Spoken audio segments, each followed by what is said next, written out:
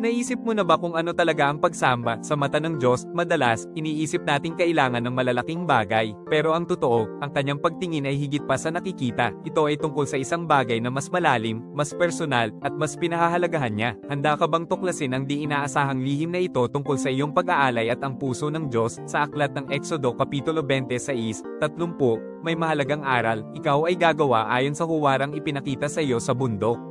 Ang Diyos mismo ang nagbigay ng bawat detalyadong instruksyon para sa kanyang tabernakulo, bawat hibla, bawat kulay, may sadyang layunin at kahulugan. Hindi lang niya tiningnan ang tapos na disenyo, kundi bawat bahagi ay kanyang pinahalagahan. Ipinapakita nito ang kanyang puso sa ating buong pusong pagsunod. Ito ang mensahe ng Diyos sa atin, ang kanyang pag-ibig ay nasa detalye ng ating puso at intensyon. Bawat simpleng gawa ng kabaitan, bawat tapat na panalangin, bawat sakripisyo na inialay ng buong puso, lahat ng ito ay sagrado sa kanya. Hindi lang niya nakikita ang gawa, kundi ang dalisay na puso sa likod nito. Sa kanyang paningin, lahat ng ito ay banal at may walang katumbas na halaga. Magpatuloy tayo sa pag-aalay ng ating pinakamahusay, dahil ang ating Diyos ay isang Diyos ng detalye at walang katapusang pag-ibig.